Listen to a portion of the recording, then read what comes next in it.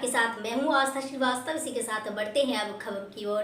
मध्य प्रदेश के छतरपुर जिले में भीम आर्मी के तेज तर्रार युवा जिलाध्यक्ष जितेंद्र भरती ने अपने सैकड़ों भीम आर्मी समर्थकों के साथ जिला कलेक्ट्रेट छतरपुर को ज्ञापन देते हुए सरकारी क्षेत्रों में हो रहे निजीकरण पर रोक, SC, ST, OBC माइनॉरिटी को आरक्षण, युवाओं को रोजगार और किसान विरोधी विधेयकों को रद्द किए जाने के संदर्भ में बताया। कलेक्टर छतरपुर को दिए ज्ञापन में भीम आर्मी जिलाध्यक्ष ने बताया कि भारतीय संविधान द्वारा नागरिकों को समानता का अधिकार प्राप्त है, परंतु संविधान लागू होने के इतने वर्षों बाद भी शोषित वर्ग के लिए किसी भी विभाग में निर्धारित आरक्षण आज तक पूर्ण नहीं हुआ। जिन जिन उपक्रमों, संस्थानों, विभागों में आरक्षण का प्रावधान नहीं है, भाजपा सरकार ने उद्योगपतियों के हवाले रेलवे, बैंक, LIC, ONGC और अन्य सभी संस्थान का निजीकरण करके पूंजीपतियों के आगे नतमस्तक होने में व्यस्त है।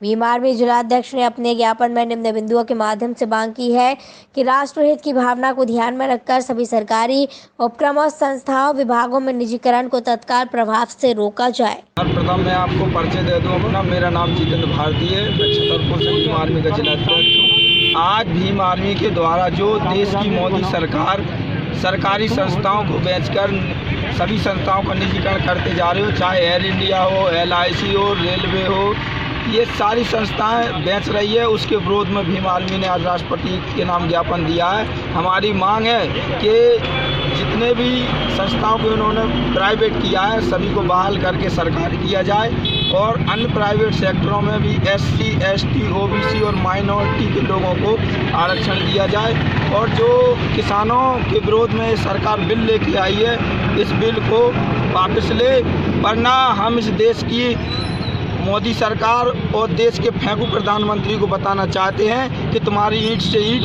बजा देंगे, सड़क से लेकर संसद तक तुम्हारी कुर्सी हिला देंगे।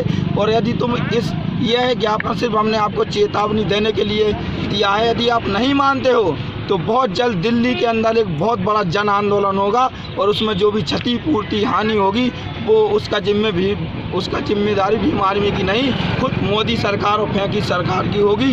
तो हम फिर से बता देते हैं और पूरे देशवासियों को बताना चाहते हैं कि इस देश में 7 सालों में इस देश के फेंकू प्रधानमंत्री ने इस देश को पूर्णतः लूट लिया है, बेच दिया है, अडानी अंबानी को बेच दिया है।